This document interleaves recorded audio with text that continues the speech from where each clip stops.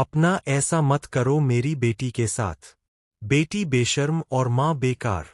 अब नवाब अपनी माँ के कंगन पहनाकर हीर को वापस लेकर आएगा। जी हाँ, हीर नवाब को सबके सामने जोरदार चांटा मार देगी। लेकिन नवाब हार मानने वालों में से नहीं है। वह हीर को अपने घर वापस लेकर जाने की पूरी कोशिश करेगा। आखिर यह सब कैसे होगा, आइए बताते हैं।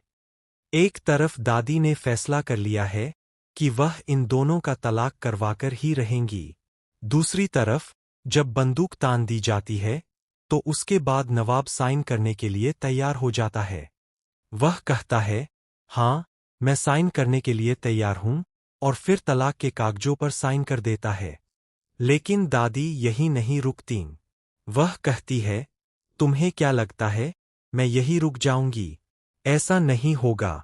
मेरी बात पूरी सुनो। तुम्हें अभी इसी वक्त निमृत से सगाई करनी होगी। उसे अंगूठी पहनाओ। इसी बीच हीर की माँ दादी के पैरों में गिर जाती है और कहती है, ऐसा मत कीजिए।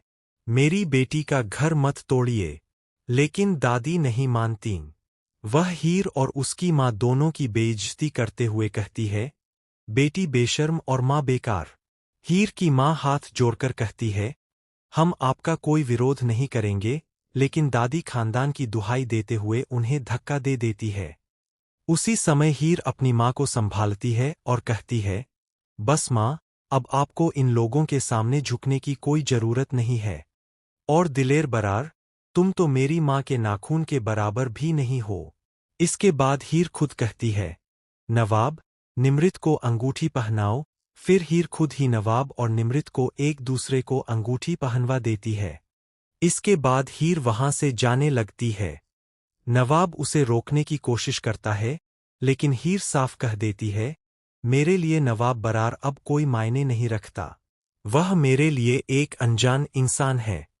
यह कहकर हीर अपनी माँ को लेकर वहां से चली जाती है।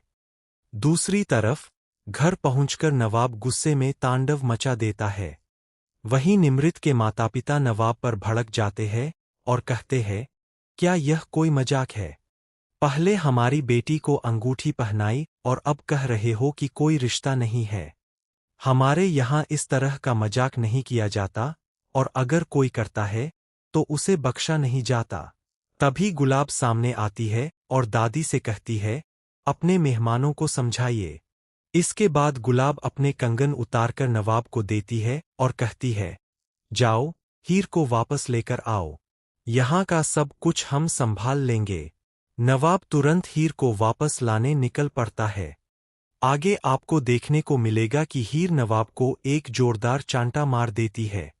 उस समय नवाब सबके सामने माफी मांग रहा होता है, लेकिन जैसे ही हीर नीचे आती है, वह उसे थप्पड़ मार देती है। फिर भी नवाब हार नहीं मानता। वह हीर के सामने झुक जाता है और अपनी माँ के कंगन उसे दे देता है। इसके बाद क्या हीर उसके साथ वापस जाने के लिए तैयार हो जाएगी? आपको क्या लगता है? क्या सच में गुलाब बदल गई है, या फिर वह दादी की योजना के तहत निमृत का साथ दे रही है? अपनी राय हमें कमेंट करके जरूर बताइए। साथ ही ऐसे ही लेटेस्ट अपडेट पाने के लिए हमारे चैनल को सब्सक्राइब करना न भूलें।